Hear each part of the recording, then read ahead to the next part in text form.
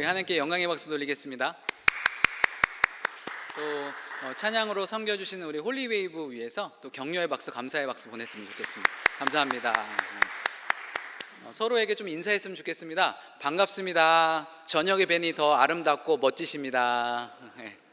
네, 감사합니다. 오늘 우리에게 주신 말씀은 마태복음 6장 5절에서 6절 말씀입니다. 마태복음 6장 5절에서 6절 말씀인데요, 제가 가지고 있는 성경 신약 7페이지에 있습니다. 우리 다 같이 2절밖에 안 되니까 합독하도록 하겠습니다. 5절과 6절 다 같이 읽겠습니다. 시작. 또 너희는 기도할 때 외식하는 자와 같이 하지 말라. 그들은 사람에게 보이려고 회당과 큰 거기 어리에서 서서 기도하기를 좋아하느니라. 내가 진실로 너에게 이르노니 그들은 자기 상을 이미 받았느니라. 너는 기도할 때 내 골방에 들어가 문을 닫고 은밀한 중에 계신 내 아버지께 기도하라. 은밀한 중에 보이시는 내 아버지께서 갚으시리라. 아멘. 오늘은 두 번째 시간 기도라는 주제로 영성의 호흡이라는 제목으로 말씀을 같이 나눌까 합니다. 여러분들은 어떤 기도 습관을 가지고 계십니까? 여러 가지 기도 습관들이 있겠죠. 어떤 분들은 새벽 기도에 나오는 것이 습관이 돼서 새벽 기도에 나오시는 분도 계실 테고, 또 저녁에 또 시간에 새벽형 인간이 아니시면, 또 새벽이 좀 바쁘시면 저녁에 또 따로 해서 저녁에 기도하시는 분도 계실 테고, 또 저녁에 시간이 안 되면 본인이 시간 될 때 기도하시는 분도 계실 테고, 나는 다 안 된다 그러면 밥 먹을 때라도 하루 3번씩 이렇게 기도하는 분도 계실 것 같습니다. 저에게도 좋은 습관이 하나 있는데, 기도의 습관이 있는데요, 교회를 좀 다닌 분들이라면 가장 많이 하는 거짓말이 있습니다. 그게 뭘까요? 그것은 내가 너를 위해서 기도해 줄게 입니다. 우리가 밥 먹듯이 습관적으로 말하죠. 특히 교회에서 그런 말을 많이 합니다. 특히 저 같은 사역자들은 이런 말을 참 많이 합니다. 기도하겠습니다. 사랑하는 성도님들이 아프거나 어려움 가운데 있을 때 우리 목사들이 할 수 있는 것은 기도 외에는 아무것도 없습니다. 그러니까 목사들이 제가 기도하겠습니다 라는 말을 아주 자주 하죠. 그리고 사실 여러분들이 혹시 기도 제목을 저한테 주시면 제가 새벽마다 또 틈나는 대로 기도를 하고 있습니다, 지금은. 그런데 과거에 저를 보니까 기도해야지 하고 나서 자꾸 까먹는 거예요. 잊어버리는 거죠. 물론 바쁘다는 여러 가지 핑계를 댈 수 있지만, 그런데 분명한 것은 제 입으로 기도하겠습니다 라고 말한 다음에 기도하지 않는 것은 그 어떤 핑계도 댈 수 없는 것입니다. 제가 과거를 돌아보니까 제가 기도한다고 하고 기도를 못한 적이 참 많더라고요. 그러니까 일부러 안 한 것이 아니라 잊어버린 것이죠. 그런데 그런 제게 아주 결정적인 사건이 벌어지게 됩니다. 그래서 지금의 습관이 생겼는데요, 아시는 분들은 아시겠지만 저는 한국에서 가평에 있는 생명의 빛 예수마을이라는 곳에서 사역을 했습니다.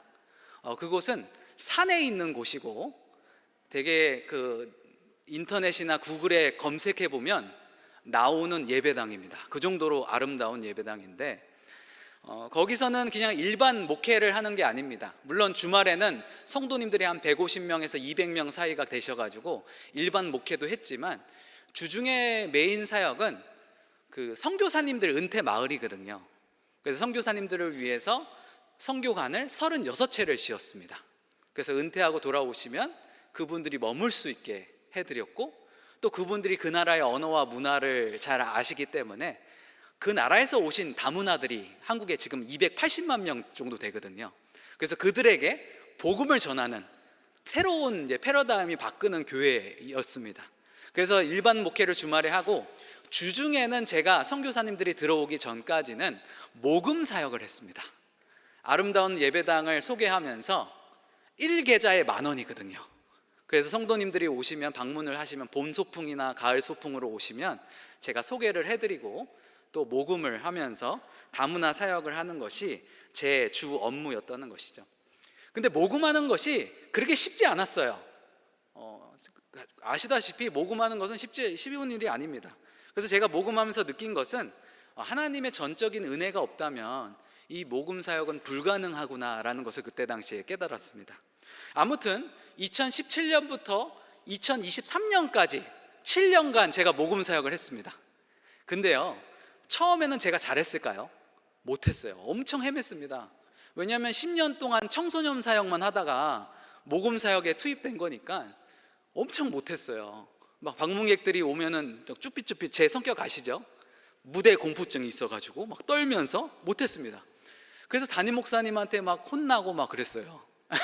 어쨌든 그렇게 해서 하나님께서 많이 헤맸지만 은혜로 2018년부터 1년이 지난 다음부터 모금이 너무 잘 되게 하셨습니다. 물론 하나님께서 모금을 잘할 만한 사람들, 후원을 잘할 만한 사람들을 보내주셨어요. 그런데 이런 훈련을 통해서 제가 느낀 것은 참 하나님의 은혜가 아니면 이거가 일어날 수 없겠구나라는 걸 느꼈고, 또 여러 가지를 느꼈습니다. 어쨌든 그것은 이제 나중에, 이거는 중요한 게 아니니까. 그러면서 제가 이제 후원율을 올려야 되잖아요. 사람들이 오시면 뭐 한 달에 많으면 3,000명씩 오시거든요. 3,000명, 4,000명씩 오시는데 후원율을 올려야 되잖아요. 제가 맡은 사역이니까. 그래서 이 후원율을 올리기 위해서는 어떤 멘트가 필요하냐면, 내가 너를 위해서 기도해 줄게 라는 멘트가 아주 직방입니다. 근데 이 예배당 자체가 부모님들이 자녀들을 위해서 기도한 예배당이기 때문에 그 자녀들이 뭐 나무로 되어 있어요. 통나무로, 러시아 홍성으로 예배당을 지었거든요.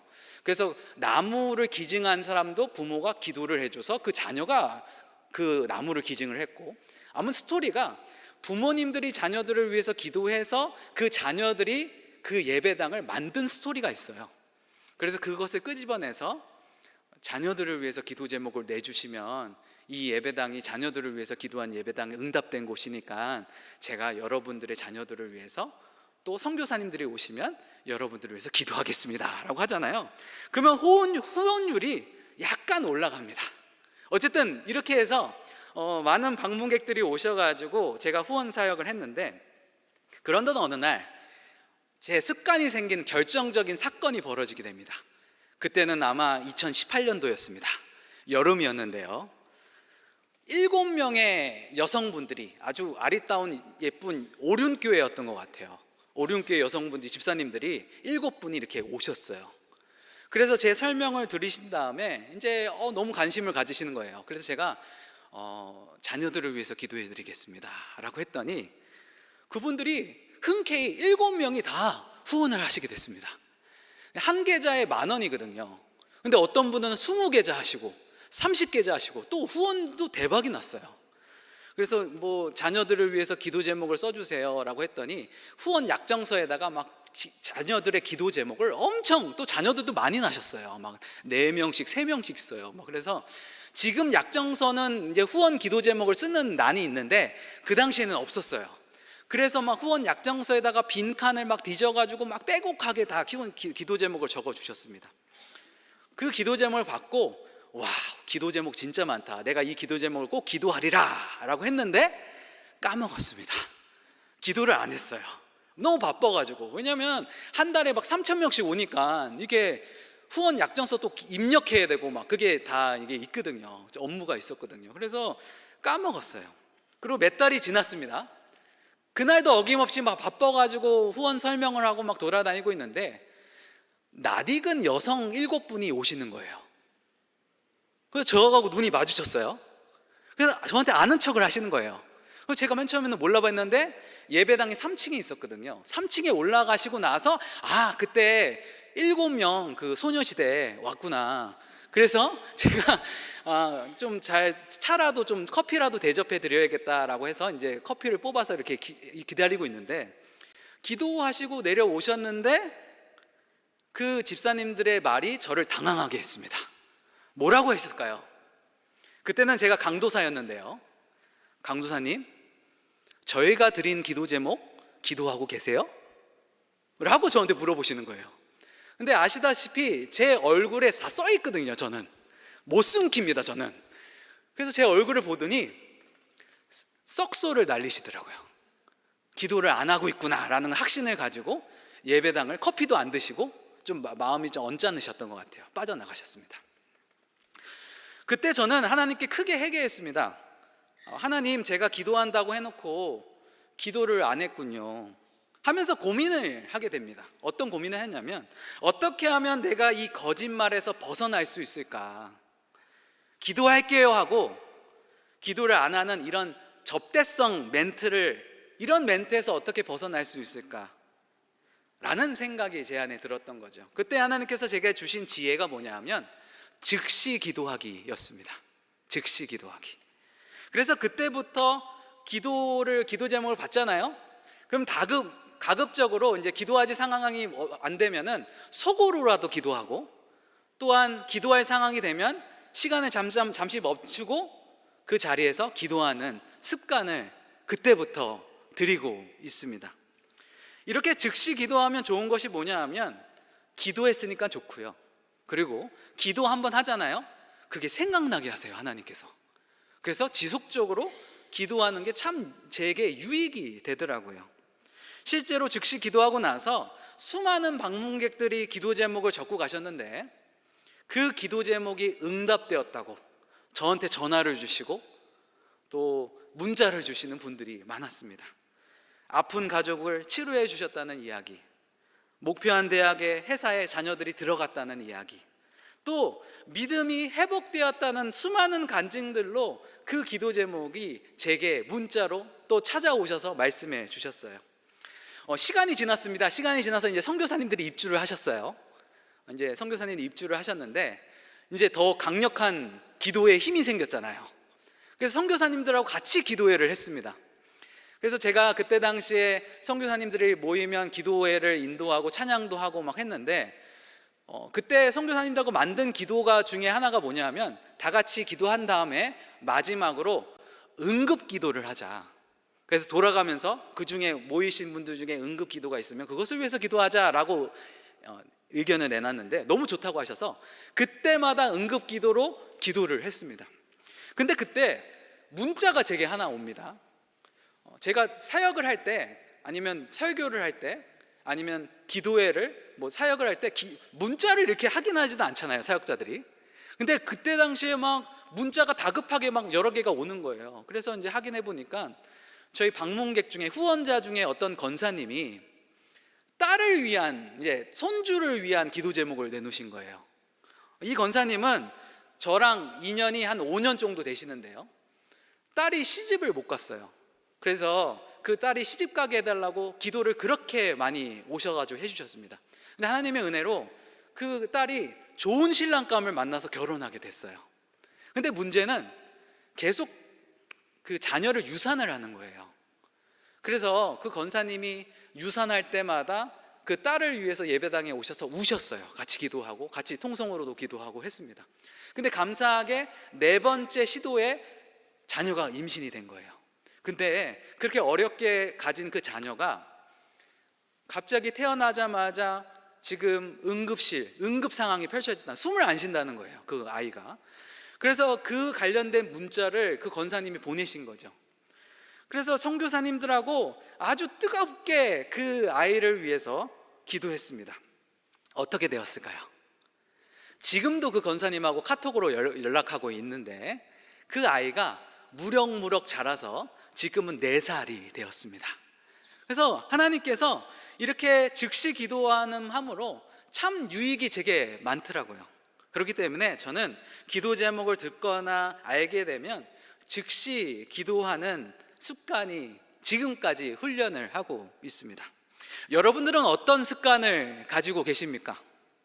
혹시 기도를 안 하시는 건 아닙니까? 라는 질문을 드리고 싶습니다. 오늘 5월 2번째 주의 주제는 기도입니다. 영성의 호흡이라는 것이죠. 호흡을 안 하면 어떻게 되죠? 사람은 죽습니다. 그만큼 기도는 우리의 영혼의 호흡 같은 것이라고 성경은 우리에게 계속해서 소개하고 있습니다.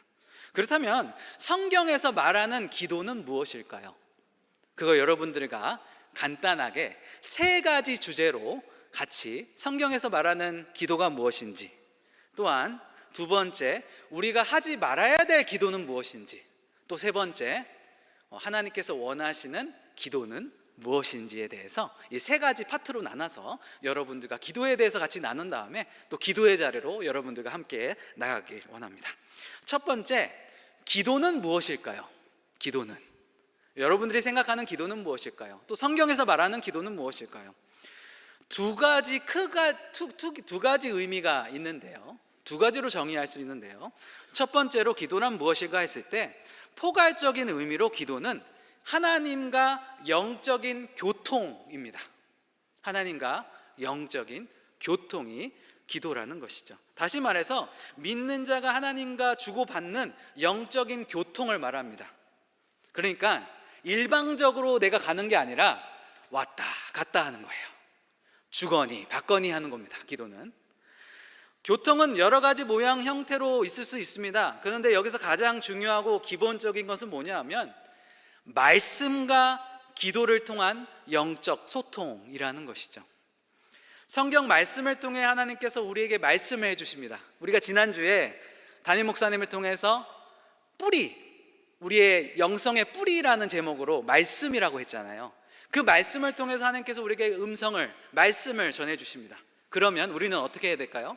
우리는 기도를 통해서 하나님께 아뢰므로써 말씀하시고 아뢰고 왔다 갔다 하는 것이 영적인 교통이라는 것이죠. 이것이 넓은 의미의 기도입니다. 그렇기 때문에 기도가 하나님과 영적인 교통이라면 이 사실만이라도 기도는 가치 있고 의미 있는 것이라고 성경은 말하고 있습니다. 그래서 사람이 숨을 멈출 수 없듯이 성도에게 가장 중요한 것은 기도인데, 이 기도를 영혼의 호흡이라고 우리가 표현하고 있는 것이죠. 두 번째 기도는 무엇인가 했을 때, 기도는 우리의 필요를 하나님께 아뢰는 것입니다.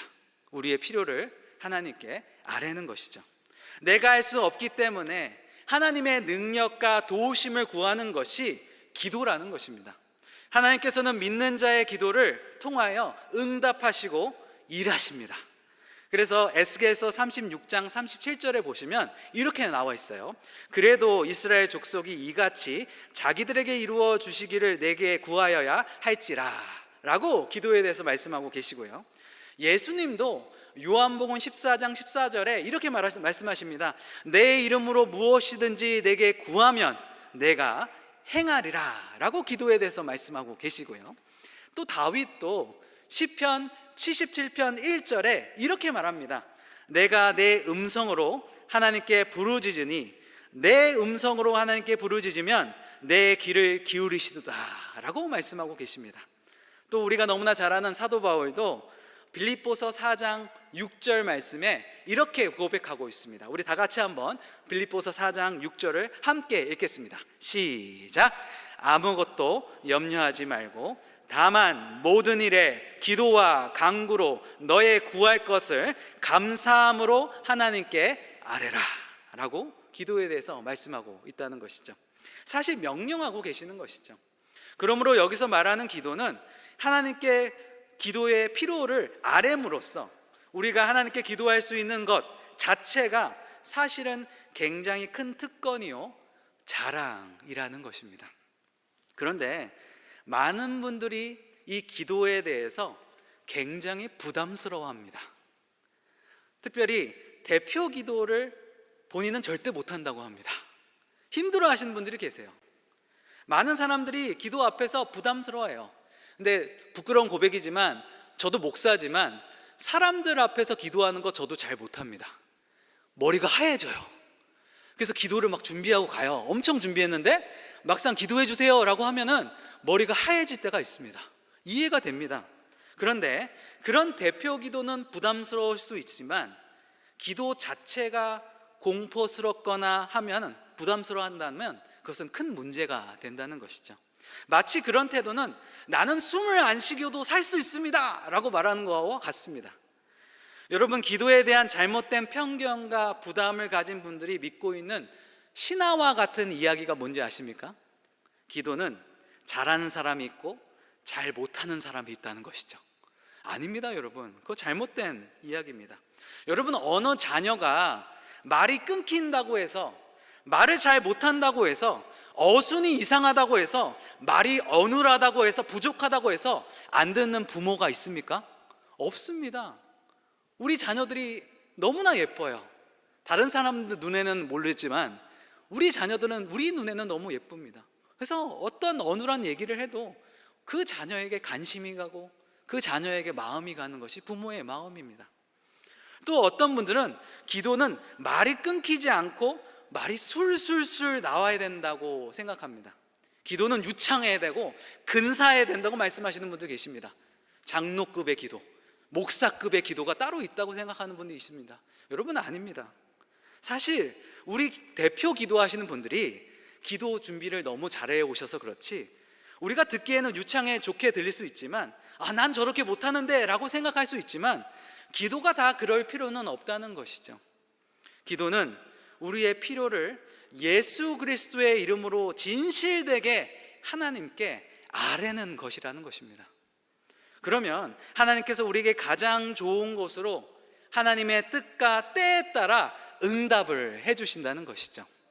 그러므로 우리는 기도가 습관이 되도록 기도를 해야 합니다. 정리하겠습니다. 첫 번째 뭐였죠? 기도는 영적인 하나님과 교통이라고 말씀드렸고요. 두 번째 뭐죠? 우리의 필요를 하나님께 아뢰는 것이라고 말씀드렸습니다.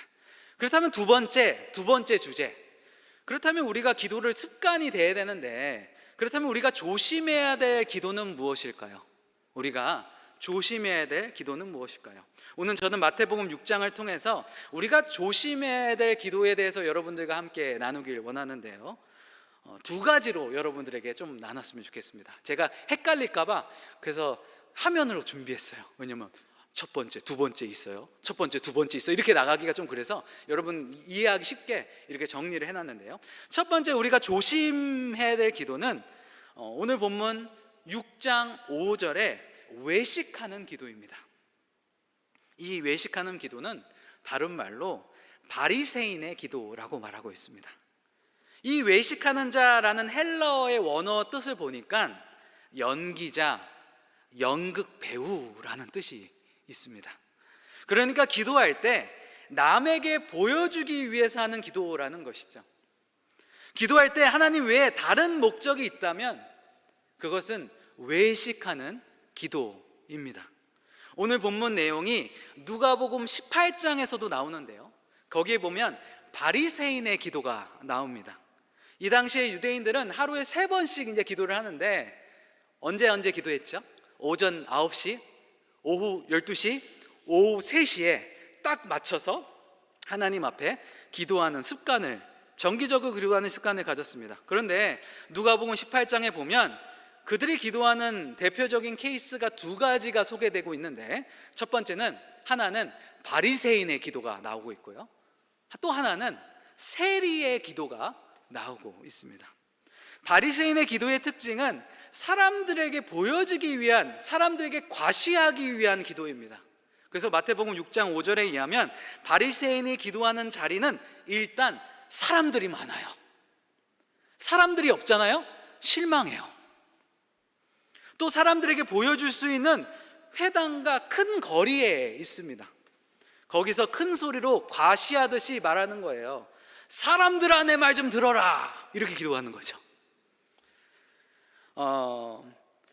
누가복음 18장을 보면요, 그 기도의 내용이 나오는데요, 누가복음 18장 11절과 12절을 제가 여러분들에게 읽어드리겠습니다. 제가 읽겠습니다. 바리새인은 서서 따로 기도하여 이르되, 하나님이여, 나는 다른 사람들 곧 토색, 불의, 간음을 하는 자들과 같지 아니하고 이 세리와도 같지 아니함을 감사하니이다. 나는 이래 동안 2번씩 금식하고 또 소득의 11조를 드리나이다 하고. 여러분, 이 기도를 만약 이 사람이 골방에서 들어가서 했다면 이것은 참 좋은 기도입니다. 정말 좋은 기도죠. 문제가 없고 칭찬받을 만한 기도입니다. 그런데 이 바리새인의 문제가 뭡니까? 이것을 하나님한테 한 기도가 아니라 사람 앞에서 한 기도라는 것입니다. 이 바리새인의 기도의 목적이 뭡니까? 자기의 경건함을 다른 사람들에게 과시하는 것이죠. 나 이런 사람이야, 라는 것입니다. 여러분, 오늘 본문 마태복음 6장 5절에 이 기도하는 이 헬러의 시제를 보면 시제가 어떻게 되어 있냐면 지속적인 동작을 반복해서 나타나는 습관을 내리는 형태의 동사로 되어 있습니다. 그러니까 이 사람이 한 번만 이렇게 한 것이 아니라 계속해서 반복적으로 이런 습관으로 기도했다는 것을 보여주고 있는 것이죠. 예수님께서는 그런 기도를 본받지 말라고 지금 가르치고 계시는 것이죠.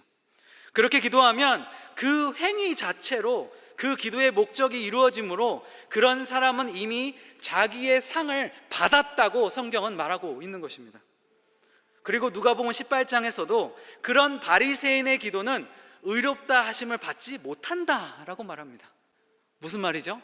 하나님과 상관이 없다는 것이죠. 기도할 때 우리의 마음이 나를 드러내고 가시하고 싶고 남에게 보여주고 싶은 동기가 있다면 그 기도가 다 응답되었다고 할지라도 하나님 앞에서는 그 기도가 상이 없다고 말씀하고 계시는 것이죠. 여러분, 배우가 연기하듯이 기도를 그렇게 하면 안 됩니다. 그 기도는 외식하는 기도라고 성경은 말합니다. 그러므로 우리는 사람들에게 보이고 인정받으려는 그 마음을 버리고 하나님 앞에서 진솔하게 기도하는 연습을 하셔야 된다고 오늘 본문은 말하고 있습니다. 두 번째로 우리가 본받지 말아야 될 기도는 무엇일까요? 성경은 이방인의 기도라고 되어 있는데요, 이방인의 기도는 오늘 본문을 읽지는 않았지만 7절에서 소개하고 있습니다. 여러분, 이방인의 기도의 특징이 두 가지가 있는데요, 뭘까요? 이방인의 두 가지의 특징은, 기도는 첫 번째는 중언부언이고요, 두 번째는 말을 많이 하는 것입니다. 중언부언은 무엇일까요? 헬라어로 중언부언의 원어를 보니까 개구리에서 나왔더라고요. 개구리. 여러분, 개구리가 어떻게 울죠? 개굴 울죠. 이방인들은 본인들이 신이 가장 좋아하는 단어를 반복해서 하면 그 기도 제목이 응답된다고 생각했다고 합니다. 그래서 주문같이 그 단어만 주절주절 외치는 것입니다. 예수님께서는 그런 이방인의 주문 같은 중언부언의 기도를 본받지 말라고 가르치고 계십니다. 하나님은 말을 계속 반복해야지 들으시는 분이 아니시라는 것이죠. 물론 이것은 내 기도 제목이 이루어질 때까지 기도하는 것과는 다른 것입니다. 이루어질 때까지 기도 제목을 적어서 기도문을 잘 작성해서 그 기도문을 읽는 것은 그건 너무나 좋은 습관입니다. 그런데 내 안에 같은 말을 계속하면 하나님께서 응답해 주시겠지, 그런 마음, 그것이 바로 중언부언입니다. 내가 무슨 말을 하고 있는지도 모르고 주문 외우듯이 개굴 하는 것이죠. 이것을 하지 말라고 말씀하고 있는 것이죠. 또 이방인들의 두 번째 기도의 특징은 말을 많이 해야 된다고 생각합니다. 이방인들은 말을 오래 길게 해야 하는 것을 정성으로 봤습니다. 왜냐하면 이방인들의 기도는 근본적으로 신들을 달래기 위한 기도였습니다. 신들을 달래고 설득하는 것이죠. 그래서 기도할 때 이방인들은 자기 신들을 설득하기 위해서 말을 길게 합니다. 여러분, 우리가 하나님께 드리는 기도가 말을 많이 하고 길게 해야 될까요? 아니라는 것이죠. 이방인들이 이렇게 중언부언으로 기도하고 말을 많이 해야지 하나님의 신이 기도를 들은다고 생각하는 가진 것은 그들의 신간 때문인데요, 신간은 신에 대한 생각입니다. 이방 종교의 특징은 그들에게 기도가 뭐냐 하면 자기가 믿는 신을 향한 일방적인 호소입니다. 원칙적으로 사실 독백이죠. 대화가 아닙니다. 아까 말씀드렸죠. 주거니 받거니 해야 된다고. 근데 일방적인 독백이라는 것이죠. 그렇기 때문에 이런 신앙을 가진 사람들에게 기도에서 가장 중요한 것은 뭐냐 하면 정성입니다. 정성. 오래 기도하는 것. 물론 오래 기도하는 것이 나쁜 것은 아닙니다. 근데 이 목적으로 한다면 그것은 잘못된 기도인 것이죠. 여러분, 대부분 종교에서 기도할 때 가지고 있는 신간은 뭔지 아십니까? 지성이면 감천이다 입니다. 그러나 예수님께서는 이런 이방인들의 풍습과 신앙을 본받지 말라고 말씀하고 계십니다. 하나님에 대한 믿음을 가지고 기도하는 것입니다. 우리는 이 두 가지 기도를 조심해야 된다고 말씀하고 있는 것이죠. 첫 번째는 뭐죠? 바리새인의 기도. 두 번째는 이방인의 기도. 정리가 되시죠? 기도가 무엇인지 같이 정리를 내렸습니다. 그리고 우리가 하지 말아야 할 기도에 대해서 같이 나눴죠. 마지막으로 우리가 믿음을 갖고 어떻게 기도를 할 것인가. 그렇다면 우리가 하지 말아야 될 기도를 배웠다면 우리가 어떤 기도로 주님 앞에 드려야 되는가, 어떤 믿음을 가지고 주님 앞에 나아가야 되는 거에 대해서 여러분 내가 세 가지로 또 말씀을 나누고 오늘 말씀을 마친 다음에 기도의 자리로 같이 나아가기를 원합니다.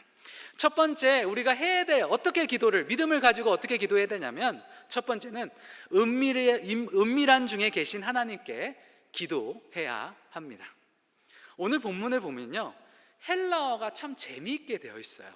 어떻게 되어 있냐면 6장 5절, 6절, 7절, 8절이 이제 오늘 본문의 내용인데 그 특징이 5절, 7절, 8절은 2인칭 복수로 되어 있어요. 그런데 중간에 껴있는 6절은 2인칭 단수로 되어 있습니다. 그러니까 무슨 말이냐면 너희는 하다가 갑자기 6절의 중간에 너는 이렇게 되어 있어요.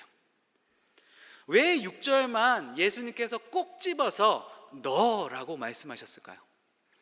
내가 어디 있든지 하나님께서 너와 함께 하시고 나의 기도를 들으신다는 것을 강조하기 위해서 오늘 본문은 그렇게 실어놨다는 것이죠. 기록했다는 것이죠. 너가 아무리 은밀한 곳에 있어도 하나님은 은밀한 중에 너희와 함께 계시는 분이시다라는 것을 말씀하고 있는 것입니다. 그렇기 때문에 기도를 바리새인처럼 공공장소에서 크게 하지 말고 골방에 들어가서 문을 닫고 기도하라는 것입니다. 왜 그렇게 기도하라고 하셨을까요? 그 의미는 무엇일까요? 그것은 너와 내가 1대1로 영적으로 교통하기를 원한다라는 뜻인 것이죠.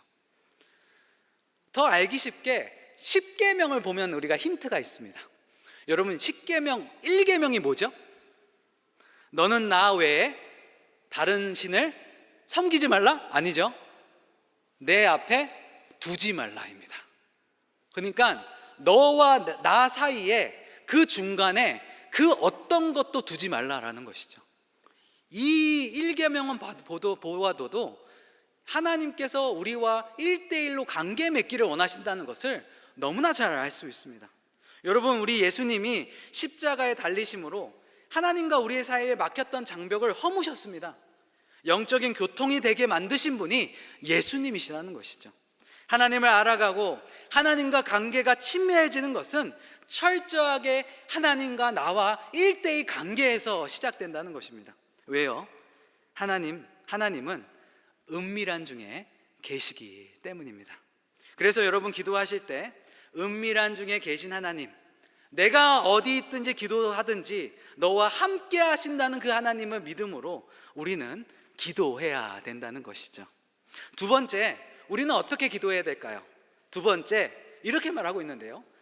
하나님 아버지께 기도해야 된다. 하나님 아버지께 우리는 기도해야 됩니다.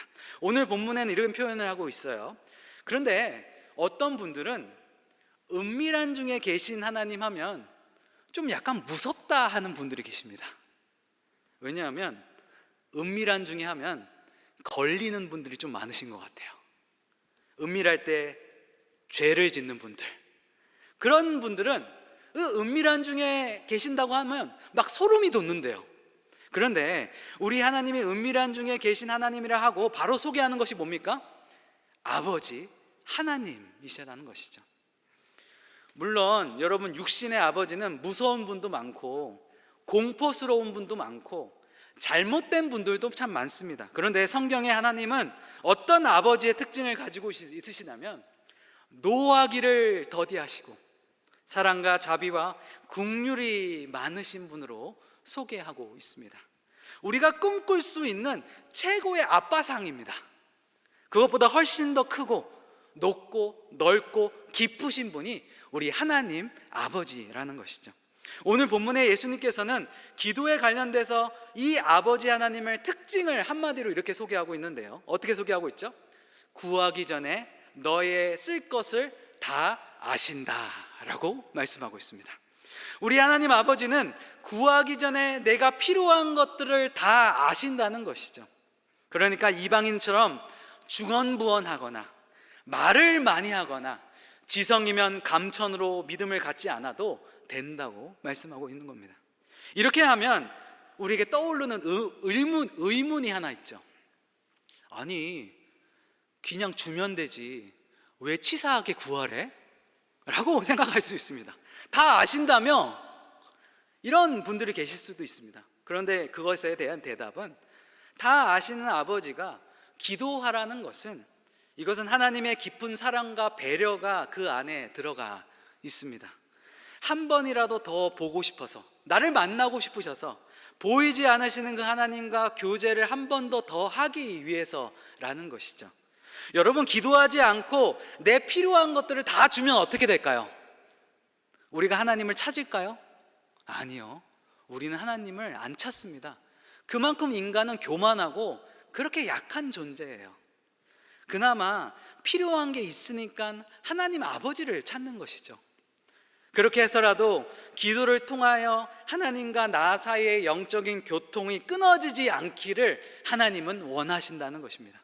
그래야 영적인 생명이 계속 우리 안에서 흘러갈 수 있고 풍성한 삶을 누릴 수 있다는 것이죠. 마지막 세 번째입니다. 마지막 세 번째는 어떤 믿음을 가지고 우리가 기도해야 되냐면 갚으시는 하나님이십니다. 오늘 본문에 나오죠. 우리가 기도할 때 하나님께서 갚으신다, 응답하신다는 얘기죠.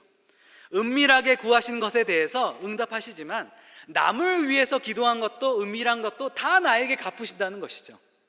사실 내가 원해서 기도했는데 그 하나님께서 갚으신다는 그 표현이 더 황송하지 않을 수가 없습니다. 그래서 우리가 알아야 될 것은, 우리의 기도가 응답될 수밖에 없는 것은, 그 이유는 우리에게 있지 않습니다. 내가 정성을 들여서가 아니고, 내가 잘해서가 아니고, 내가 잘나서가 아니라는 것이죠. 우리 하나님이 은밀한 중에 계시고 아버지 되시고 갚으시기 때문이라고 오늘 본문은 말씀하고 있습니다. 이 믿음을 가지고 기도할 때 하나님은 기뻐하십니다. 우리와 즐거이 교제하십니다. 이런 믿음이 있으면 내가 잘못 기도하는 것이 있고 내 정력으로 기도하고 구하는 것이 있더라도 할지라도 걱정할 게 없습니다. 여러분, 기도하면서 우리가 실수할 때가 얼마나 많습니까? 내가 하나님이 돼서 당장 하시라고, 빨리 기도 제목 들어달라고 얼마나 방자하고 교만하고 불순한 태도를 하나님께 보일 때가 많습니까? 저도 많습니다. 그래도 우리가 걱정할 필요가 없습니다. 왜냐하면 우리 하나님이 정말 선하신 하나님이시고 나의 사정을 다 아시고 가장 좋은 곳으로 응답하시는 아버지 되시기 때문입니다. 내가 기도한 것과 설령 반대되는 상황으로 인도하실지라도 그 아버지 하나님이 선하시기 때문에 그 응답 안에는 그분의 선한 뜻이 반드시 저는 있다고 믿습니다. 그러니까 힘써 기도하시기 바랍니다.